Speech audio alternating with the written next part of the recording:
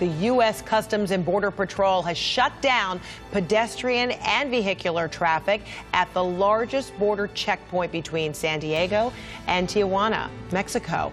Border Protection has also called in additional personnel due to multiple planned demonstrations on both sides of the border as thousands seek asylum in the U.S. is happening as the incoming Mexican government is now denying reports that it reached a deal with President Trump's administration to keep asylum seekers out of the United States and in Mexico. The pushback coming hours after the Washington Post reported that Mexico had agreed to keep asylum seekers while their applications are being processed in the U.S. The Trump administration says the proposal would double the number of asylum applications processed at the southern border. But the incoming Mexican government says it has not reached any agreement, after all, with Washington on what to do with the growing tide of asylum seekers from Latin America. With me right now is CNN correspondent Rafael Romo. So, Rafael, reportedly there was an agreement, and then the incoming Mexican administration officials say, no, there isn't an agreement. So where are we right now with this? Yeah, that is the question, right? To begin with, we reached out to the transition team of Mexican President-elect Andrés Manuel López Obrador to ask that very question, and they denied that a deal had been made. The Washington Post reported Saturday there was an agreement that would require migrants to stay in Mexico while their asylum applications are being processed. But in a statement, Olga Sánchez Cordero, who will be Mexico's next Interior Ministry Secretary, I should say, it said that, first of all, there can't be any agreements given that the president-elect won't take office until December 1st. And more importantly, Fred, she said that the incoming Mexican administration does not have any plans to make Mexico a third safe country for migrants. In other words, Sánchez Cordero suggests that the president-elect doesn't want to make Mexico into a sort of a holding territory for immigrants coming to America. Is it also, I guess it leads the appearances that perhaps somebody may have jumped the gun, I guess, while they're still trying to work out details. But as it pertains to asylum seekers who are in Mexico, the city of Tijuana has been saying that, you know, they have no more resources, you know, to handle the influx of people. And in fact, more recently, they've been saying that they want to ask the UN for some sort of financial help. So is this kind of the same as this proposal of remain in Mexico, or is it something different? Yes, in reality is that it's kind of happening in practice, and it's a very good point. There are several thousand Central American migrants in Tijuana. In fact, a very chaotic situation unfolded last hour when some of those migrants overpowered Mexican federal police and started running on the international bridge towards this point of entry in San Isidro. The Tijuana mayor is asking for financial aid from the Mexican federal government and the United Nations to respond to the migrants' needs, a situation that he calls a humanitarian crisis. He simply says, I don't have the money, I don't have the resources, the personnel to tend to these migrants' needs. And now this breaking news that the border, the busiest, border, port of entry there just south of, San Diego, impacting Tijuana, has been closed, reportedly now.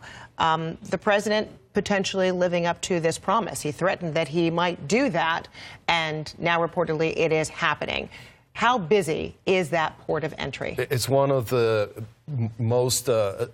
busiest border crossing points in the entire world. And what happened was that there was a peaceful protest started a few hours ago, and within the last hour, the migrants in the hundreds overpowered the Mexican federal police lines and started running towards the U.S. side, and the decision was made that they needed to cross the bridge, vehicular traffic and also pedestrian traffic at the border. So essentially at this point we're talking about what President Trump said before, shutting down the border if necessary. All right, Rafael Romo, keep us posted on that. Thank you so much. Appreciate it. All right, let's talk further on this. With me now is Ben Ferguson, a CNN political commentator, and Democratic strategist Dave Jacobson, who is also a CNN political commentator. Thanks to both of you.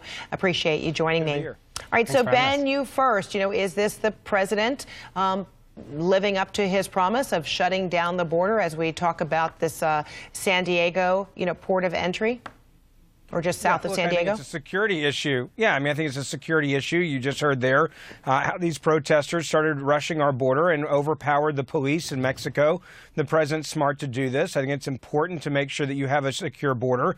And when you have something like this happen, the president said, this is my responsibility and my job. I'm going to do it. And I think that's part of the reason why this administration has had very open dialogue with the incoming administration in Mexico and have had these early talks and had these conversations. They wanted to have a strategy day one. I think both sides, Mexicans, President-elect, wanted to have a strategy and a working relationship with Donald Trump day one. That's why you've seen some of this information that's been leaked out. But this president's made it clear. He is a deal maker to protect us, and he wants to work a better deal and have a better relationship with Mexico's administration. That's, I think, what you're also seeing in this article, what's been put out there, which I think is smart by both sides. Get on this early, deal with it now. How do you see this border crossing closure potentially impacting what was reported, that there was this remain in Mexico proposal that Mexico and U.S. have agreed upon, but then now Mexico, the incoming administration says, you know, that's premature, that's not quite what the deal was. How do you see this move as potentially impacting whatever negotiations there may be? I think if anything, it actually strengthens the idea that we need to do something, because clearly Mexico understands this is not something that they want to see. They don't want to see a large number of people end up in a place like Tijuana where the citizens there are frustrated, the citizens there are protesting, the citizens there are saying this is a drain on our resources, our taxes. We don't know who these people are. We want them to go back to their country of origin. The same things that many Americans are saying. They're experiencing what America's experiencing. So now Mexico is feeling that pressure from their own citizens and their own local law enforcement. Seeing them be overrun only enforces the idea that there must be a strategy that U.S. and Mexico agree on, because this is problematic for Mexico and it's also problematic for this country. So I think it's going to bring this administration and the new administration together even sooner than many probably hope for. All right. So earlier today, this is how Congressman Elijah Cummings responded to this asylum proposal, arguing that it's against the law. If the president cuts a deal with Mexico, are you supportive of that? No. I Why? think because that's not the law. They should be allowed to come in, seek asylum. That's the law. And we don't. Would you support changing the law? No. I think that we have a system that has worked for a long time. This president has come in, wants to change it. That's up to him. But now the Congress has got to stand up. So, Dave, how do you see this? Does this set the stage for, another challenge against the president?